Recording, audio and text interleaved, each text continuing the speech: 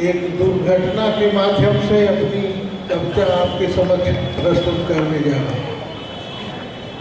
एक बिल्ली किसी आवश्यक कार्य से जा रही थी दिल्ली। बेचारी मुसीबत की मारी बिल्कुल थी घबराई, कुछ दूरी तय करके वापस लौट आई। अच्छा, मैंने पूछा है आदरणीय बिल्ली, आखिर किस कठिनाई से होकर त्रस्त आपने अपनी यात्रा कर दी बीच में ही निरस्त? किसी क्रूर कुत्ते ने तो नहीं तुम्हें धमकाया अथवा डांट दिया है? बिल्ली बोली, नहीं भाई, वास्तव में एक नेता ने हमारा रास्ता काट दिया। क्या बात है?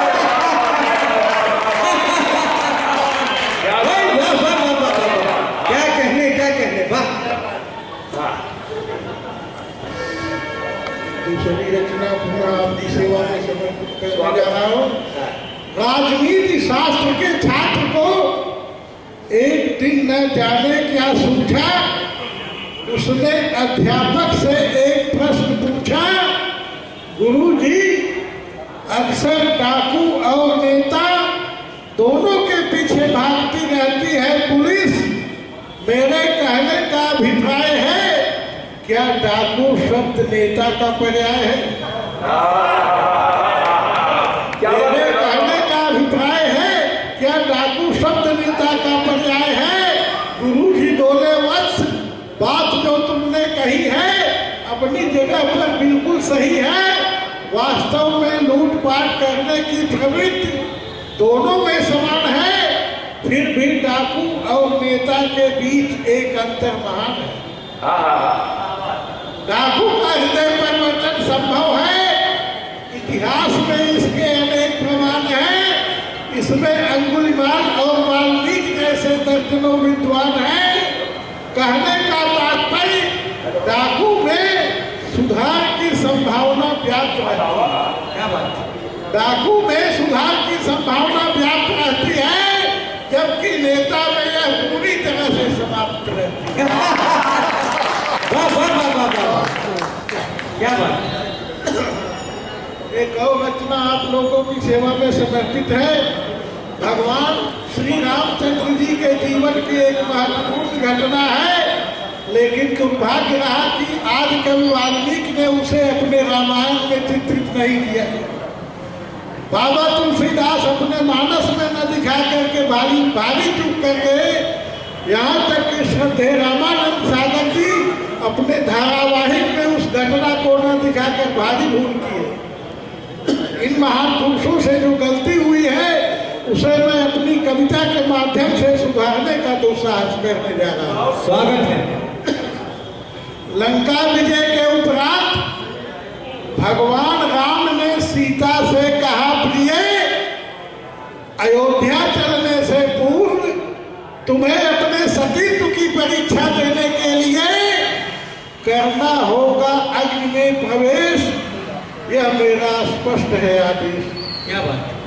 मर्यादा पुरुषोत्तम के मुंह से वाक्य सुनकर सीता जी को हो रही थी हैरानी।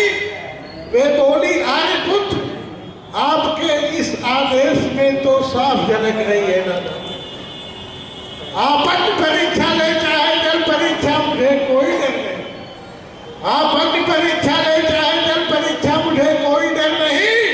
मैं तो एक राक्षस के घर गई थी, किसी विधायक के घर। बहुत अच्छे भाई, वाह वाह वाह वाह वाह।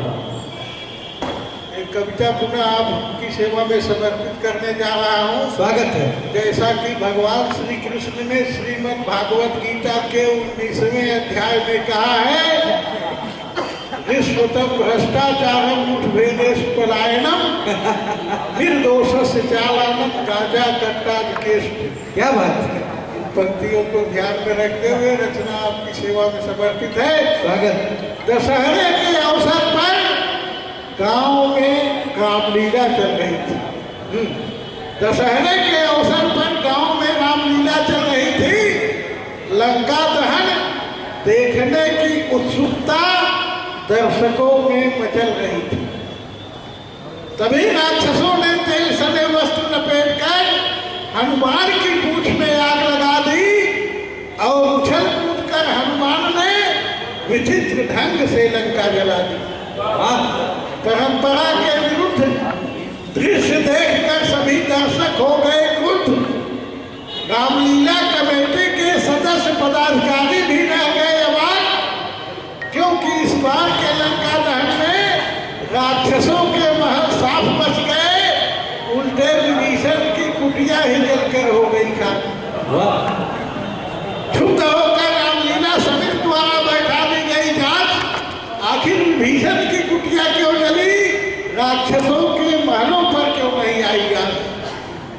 लगभग एक सप्ताह तक चली जांच में यही बात खुलकर सामने आई है। इस बात की रामलीला में हनुमान की भूमिका एक दरोगा जी ने निभाई है।